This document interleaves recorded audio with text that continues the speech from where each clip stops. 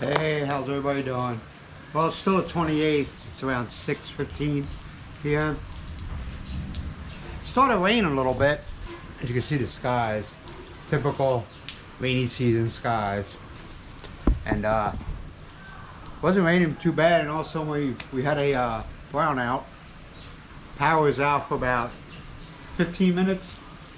Yeah, about 15 minutes. Came back on for another 10-15 minutes, and it went off again. Usually that's not a good sign, and you'll find that out real quick in the Philippines. If you you lose power for a few minutes, up to a half hour, it comes back on. It's on for a very short period of time, then shuts down. Usually the second time it lose power, you lose power for quite a bit of time. So I don't know. It's a lot cooler outside than it is inside, which is not surprising. That's how it usually is, right?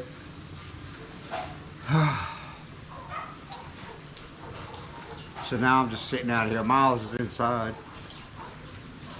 Hopefully he comes out here. But it's hot in the house right now. No fans running or anything like that. You start depending on the fan and aircon. You ain't using one, you're using the other.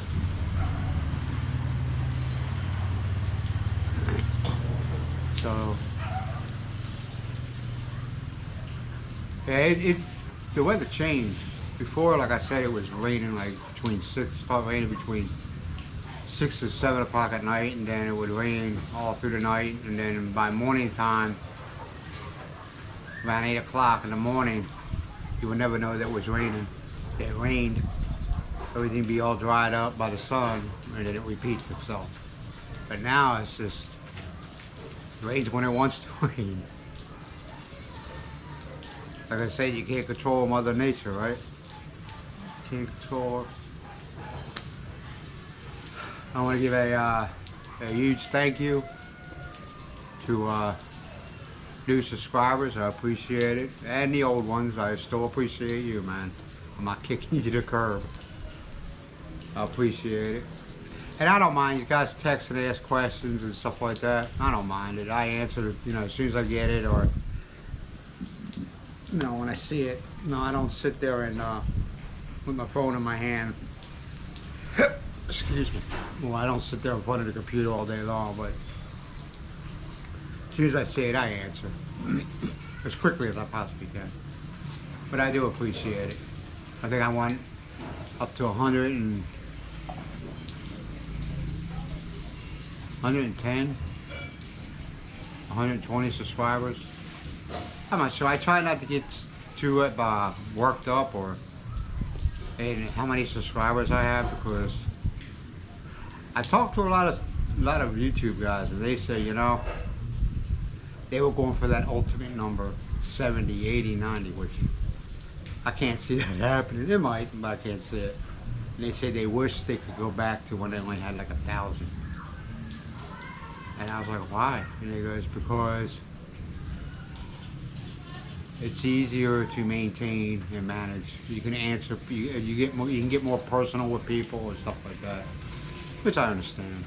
I mean, you got 70, 80,000, and maybe 1% or maybe 10% text you all the time, ask you questions. That does get overwhelming. I mean, I still like to go for that high number, but there's a lot of Philippine vloggers, expats, a lot of them. Some are really good, and some of them are just, I'm not saying they're bad, because who am I to judge them, but their content. Some of them are for sexpats. Some are putting out really bad information, really bad. See, my problem is, I gotta know when to shut up. My wife, Miles, always told me that, because he says there's certain things you can't say because the Philippine hears it, you might get them mad, but I just try to be as honest as I possibly can be, You gotta prepare, before you come in, you gotta prepare yourself. It's like be honest with you, coming here is like stepping, if you're not in Manila or like Cebu, them areas are built up because of the foreigners that go there. But if you go to any other area like Badoc, it's like stepping back in the 50s, you know? Like now, the power. And the internet. Well, I can't, you know, be honest with you, I really can't complain about the internet. I can't. I mean, it is what it is. We don't have, some places have that Wi-Fi antenna they got on top of their houses. When we were on the Sawmiles, Miles had that, and that, don't waste your money on them. It looks like a flat thing, and it just, don't waste your money on that. Usually Globe or there's another one, I can't think of the name right now. They're the ones that do it, and it's just, if you have, all of a sudden one day you have a windy day and that thing just turns a little bit, you get no satellite, you get no signal whatsoever for your Wi-Fi, then it's just a waste of money. I think it's a waste of money. Now there is cable here in some areas. Not here in Badoc, but in some areas there is cable. Like how is that? I haven't met anybody that has it, so I don't know. We have satellite, we don't use it. We use internet TV. We ain't got to worry about well water. We got what we call city water, pressurized water coming in. That's pretty reliable. I mean, once in a while, during the high peaks of the day, where a lot of people, like after school or before school, the water pressure will drop some. But that's when you get instant heat, water heater that you have.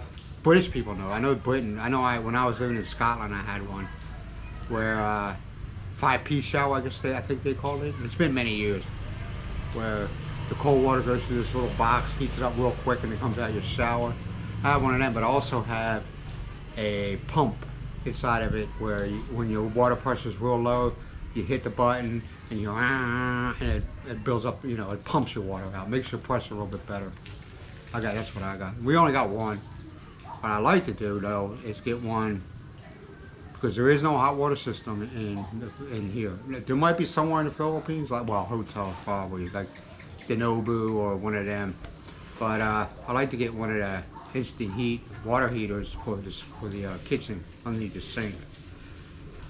I like to do that. A lot of times what I do is I got one of those electric pots, and I heat up water and I pour it into the sink.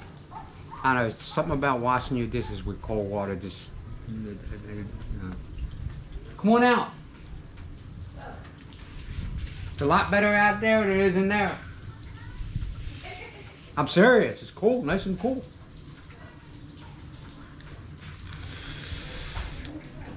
She was mad. Miles was upset with me earlier.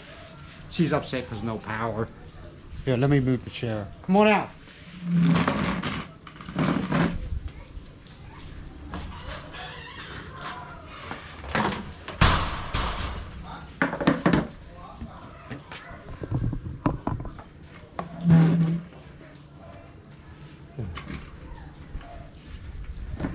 Yeah. So I recommend that, especially for foreigners where I love a hot shower. And Miles even tells me now, I mean, she grew up using cold water to take showers, but she says now that she feels, it is really hot, I don't want to use the shower. I do. Don't you understand? When you take a hot shower, and if I'm wrong, somebody text me on this, but I'm not a doctor, but when you get a hot shower, it kind of opens your pores up and you clean out your pores and you get all the, you know, the gunk out. That's the only words I could use. It helps clean out the gunk in your body and your pores. You know that the water came from the